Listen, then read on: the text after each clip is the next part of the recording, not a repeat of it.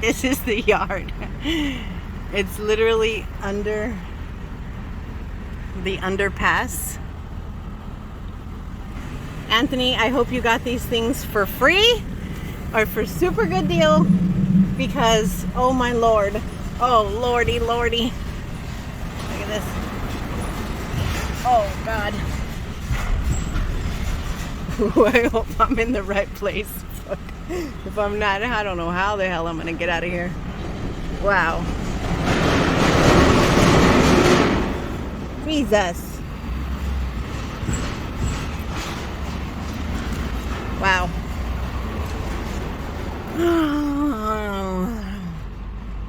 All right, let me figure out how I'm gonna do this. Hot Shot Adventures, just hanging out under the underpass. It's creepy.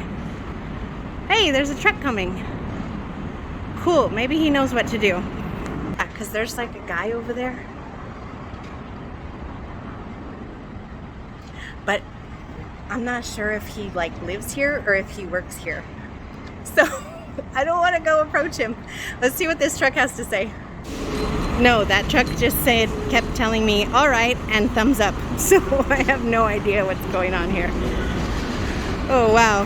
This is creepy exciting. I don't know. If you guys never, if I get like, ever don't upload another video, you'll know why. Yeah. That guy does not work security here. They're just hanging out. He's like, yeah, I work security here. I'm like, oh, okay, I'm supposed to load dumpsters. You know? No, I don't know about that. So I called the office again. I've called them like 5 times this morning already.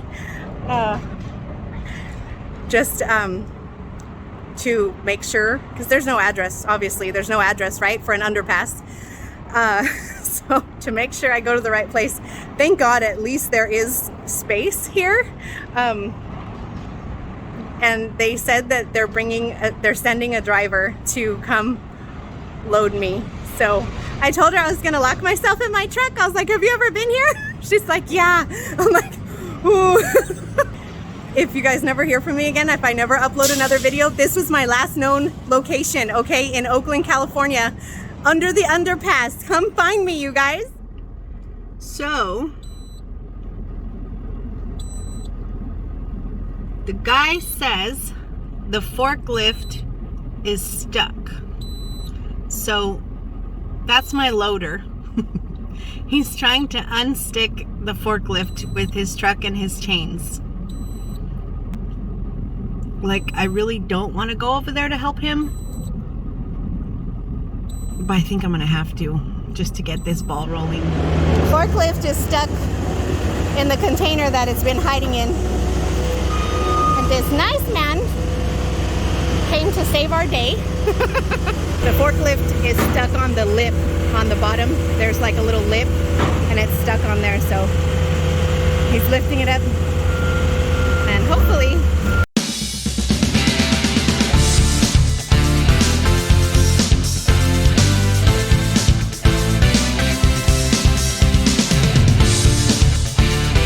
this is like the job before the job, you guys. Thank God we got some help. This guy with the cat, this caterpillar, whatever it is, I don't know. I don't know if we're gonna be able to get it out. Look, see right there. See? Yeah.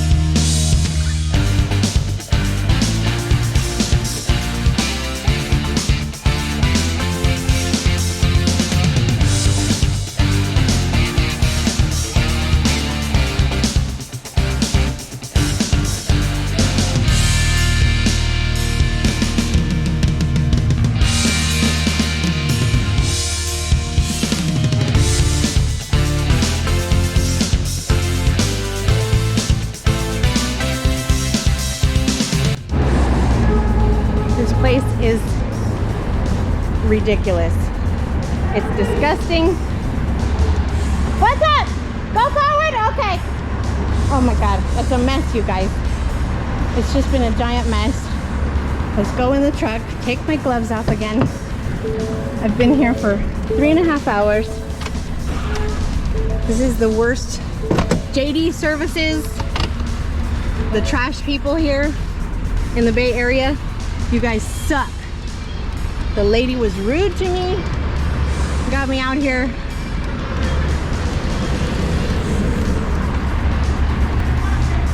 It's disgusting.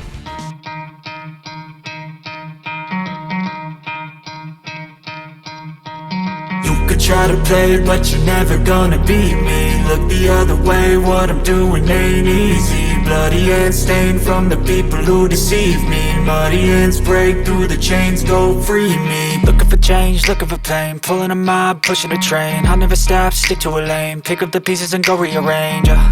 I'll be the best above all the rest, put me to the test. Expect nothing less, you check as I'm chess. What's happening next? You got the venom, a tangible weapon, no coming in second. This life is a lesson. First tell you good morning, good morning, good morning, you guys and girls out there. I was so frustrated towards the end of the day, at the end of the day yesterday, you guys. Shame on you, JD Services. I don't think I've ever put any company on blast. I've talked a little, you know, I've given you guys my opinion when I've gotten frustrated with a pickup here and there. But my Lord, shame on this company. This is a trash or a waste removal company in the Bay Area. It was fine, you know, even though I loaded under the freeway. Okay, that was like their extra lot. But I'm gonna go ahead and give you this rant. They treated me horribly over the phone, and I didn't have anything to do with the deal. And then they treated my customer, right, who is a friend of mine, terribly. My customer, Mr. Anthony, bought 3 dumpsters. I get to the lot, right? I wait about half an hour for somebody to come to where I was to forklift these dumpsters onto my trailer. Mr. Anthony paid for these dumpsters a week or 2 ago in full, and he paid for 2 specific different sizes and a total of 3 empty used dumpsters, right? These people have no control over their yard. The forklift got stuck. They were hiding the forklift there under the freeway, but in another dumpster that they locked up, right? Which makes sense. But the forklift got stuck trying to get out of it. Thank God there was another truck driver there from his, you know, an independent owner operator that just parks there under the freeway. And, you know, he kind of looked at me like, what the hell am I doing here under the freeway, right? I guess I probably don't look like I'm supposed to be there. So I was just telling him, hey, you know, this guy is trying to get his forklift out of this dumpster, so, you know, so I can get loaded and get the hell out of here. And he's like, oh, okay. So, you know, he kind of watched this guy for a minute, and then he told the guy, you know, I got a big, you know, Caterpillar or whatever. Why don't I go grab it and help you out? So thank God for that guy. He helped us out. Then we get the forklift out. Then we could only find, you know, one size of one and one size of another. 2 of them were buried behind 8 other dumpsters. So this, you know, this guy, this driver, I guess, from JD Services is trying to pull all these boxes out of dumpsters out of the way to get to the right size dumpster. So we load 2 of them on, right? Now I'm at 3.5 hours there. And the third one, which is the specific size that Mr. Anthony ordered or purchased, is, again, it's also buried. But it's not only buried, it's fully loaded with trash tires, you know, waste, you know, used trash tires. So JD Services calls me, and they're like, oh, well, it's loaded. And I'm like, okay, well, give me another one. Give me a different size or a different shaped one. Because Mr. Anthony said, I don't care what shape it is. It just needs to be this specific size. Okay, fine. So so I said, well, give me a different one. If that one's loaded and that's the only one that you have, you know, whatever. Oh no, that's not going to happen. You know, that's not going to happen. And I'm like, okay, well, you got 3 drivers running around this yard. Let's all get together, them 3 and me. I'll help them, you know, throw these tires into another dumpster, because there was 100 or more dumpsters down there. And she's like, oh no, we're not going to do that. We'll have a driver pull the one that you have to take out from where it's buried, the one with loaded tires, pull it out, drive it 10 miles down the road to our main lot. We'll dump the tires there, and then you can follow us. Because I was like, dude, like, you know, they were like, you can follow us over to our other yard, and then we'll load the dumpster onto your trailer. And I was like, no, you know, I'm thinking, you know, I'm already down here, as dirty and as disgusting and as weird as this is. I know I'm safe and I fit here. If I go to a second location in Oakland, California, okay, right off of the bay, I don't know what situations I'm going to be getting into. And now we're talking, it's like 3:30 in the afternoon. It was just beyond frustrating. And then I said, well, you know, you guys need to speak to the actual customer. I'm just transporting it. I don't, you know, I kind of played like I didn't know Mr. Anthony and stuff like that. And so they call him, and they get snappy with him. You know, they got a boss over there. And Mr. Anthony, I hope you send the link to these people. They got their nerve to run their business like this. I would never treat a customer the way they treated you or me. All of their drivers that I spoke to, which I was down there under the freeway for 5 hours, you guys. I spoke to many different drivers. Everybody stopped to see what I was doing down there and, you know, what was going on. Every driver that I spoke to, nobody likes your company. Everybody is saying that this is how it is. This is how they always do things. You know, it just such a shame. And Mr. Anthony, you know, prepaid for 3 of these dumpsters, and then at the end of the day, they're like, well, you know, if you want, we'll just refund you for the 3rd one, and she can just leave with the 2 that she has. And how rude, you know? First of all, you got the money 2 weeks ago, and now you don't even want to fulfill the order because you don't have the product ready. So you're selling product that is not even ready to be sold. You haven't taken any care or concern for other people's time. Not only other people's time, JD Services time. Their office personnel had to spend, you know, however long with me on the phone and my customer on the phone, several different people. Then their drivers were all, you know, fiddling around with these containers on my trailer, and then my time, and then their customers' time. So we've got a handful of different people, more different departments of people trying to get these three containers. It should have been boom, boom, boom, done. It could have been that way, but no, it was not. And that was due to their lack of preparedness and their lack of service. And it was just, so that's my rant, you guys. That's my rant.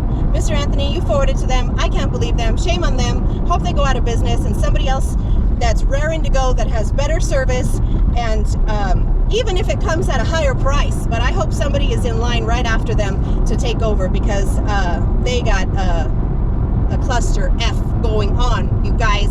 It's a mess over there. And it was oh my God. Don't even get me started. I felt like I could have been in an episode of like Law and Order, SVU, or like NCIS, dude. I was like creeping around every corner, every dumpster, like, damn, am I gonna see like a dead body here? Or like it was a little creepy, you guys. It was a little bit creepy, a little bit weird. Had it not been for the fact that I came up here specifically, I routed myself with all of the loads since more than a week ago. I've been routing myself up this way to take care of this load for Mr. Anthony, and it was not off the load board. This was, you know, dealing direct. Had it not been for him, I probably would have walked away. Honestly, and I have not done that very often, but this was a situation that I would have just told him, kick rocks. You know, this is not worth it. Just on principle, just on principle, how I try to run my business, how I try to treat people and stuff like that. Just, you know, awful. Shame on you guys.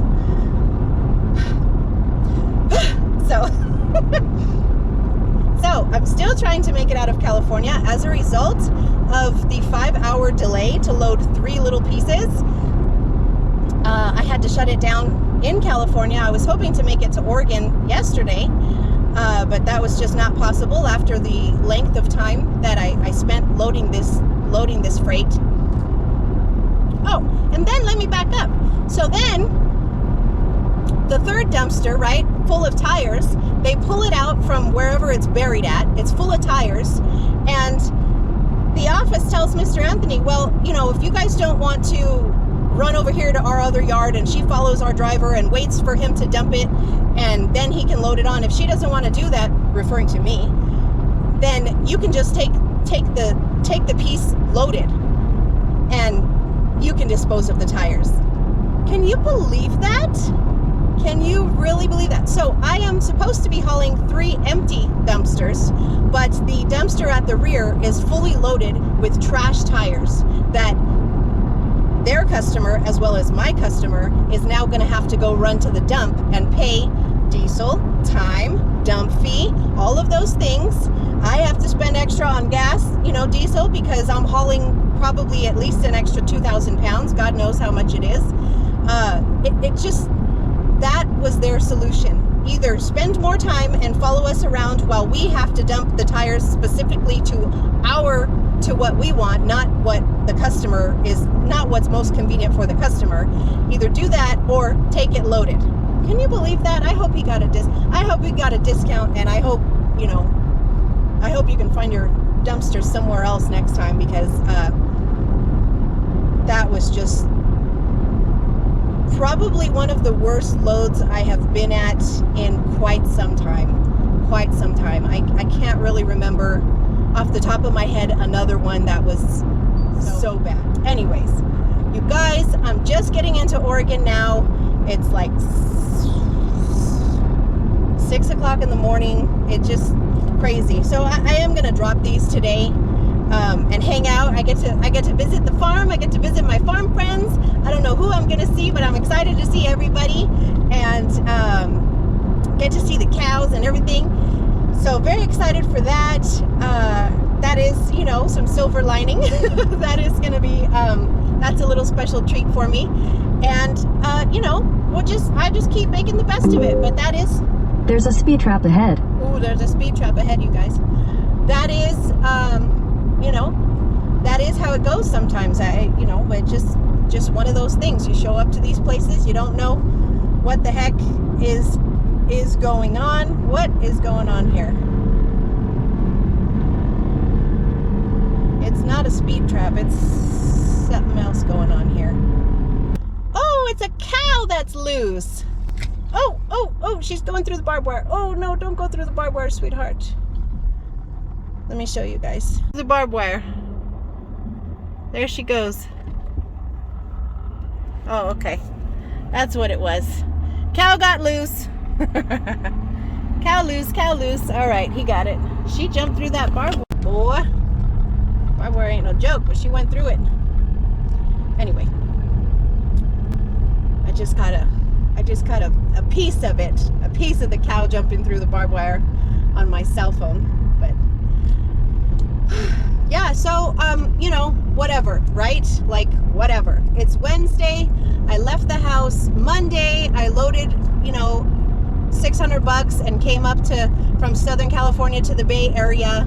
You know, did my remaining drops from Texas. I dropped the extra pieces that I picked up in SoCal, and that brought me right to this pickup. And this pickup is paying $2,400 plus some detention. I think I might get a free dinner out of it too, which is always nice. I always appreciate that.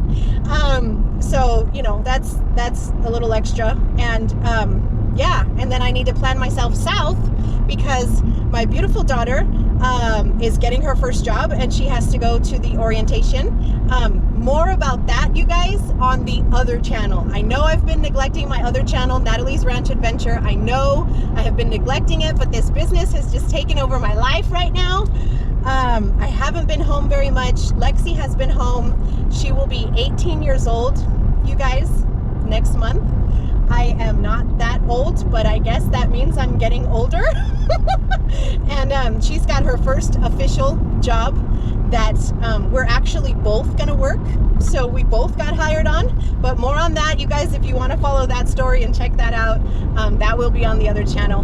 But oh, I'm so excited for her, so proud of her, and I have to get home. It's Wednesday. I have to get home by Saturday to go to this orientation so that we can, you know, get that all squared away. So I'm trying to find that balance, you know, and it's hard for us that are running kind of like I do for us truckers.